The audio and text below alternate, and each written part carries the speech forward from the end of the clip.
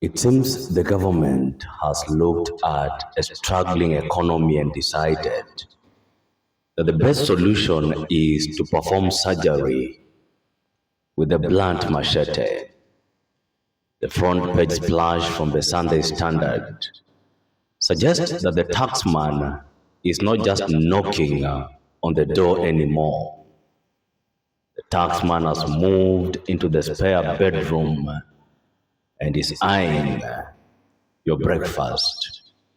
The Finance Bill 2026 feels less like a fiscal policy and more like a scavenger hunt where the prize is whatever is left in your pocket. Allow me to give you a breakdown of the punitive party being planned according to the Sunday Standard. In many parts of the continent of Africa, we say that the goat that is for the priest is not always the fattest. In this case, the priest, that is the national treasury, is demanding a 3.63 trillion Kenyan shilling sacrifice. And every goat that is a taxpayer is already skin and bones. Bukusu elders were right when they said that a bird that flies off the earth and lands on an anthill is still on the ground.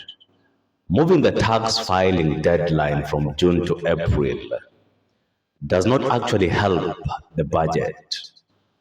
It just makes the headache arrive 2 months early while you are still recovering from the previous year's treatment. To put these figures into Mwananchi terms, the Mutumba tax has gone up by 5%. That means your favorite thrifted blazer just became a luxury item.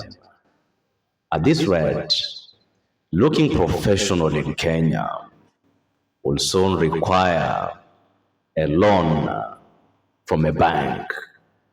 The phone tax is 25%, and that means buying a 15,000 shilling smartphone now comes with a 3,750 shillings thank you to the government. That is enough to buy a week's worth of groceries, or at least a very good data bundle to complain about the increase in taxes online.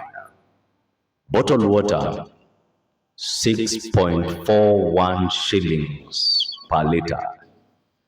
Taxing bottled water when tap water remains unreliable is like charging someone for a ladder after you've personally hidden the stairs. The headline mentions the ghost of 2024. That is the Gen Z protest. History teaches us that the quickest way to wake up a sleeping giant is to poke it in the wallet. In 2024, the government was forced to retreat after massive resistance by targeting day-to-day items like mobile phones and mitumba. This 2026 bill is touching the very tools used to organize that previous resistance. It's like trying to take away the megaphone from someone who is already shouting at you. Don't get me wrong, the state has the power to tax. But you see, the Constitution of Kenya 2010 was not written as a suggestion. Our Constitution provides some very specific guardrails that seem to be getting refined out of existence.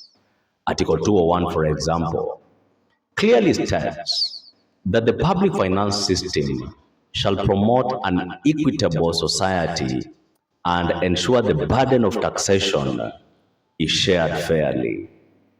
Taxing basic necessities while the budget deficit climbs to 5.3% suggests that the sharing is feeling a bit more one-sided.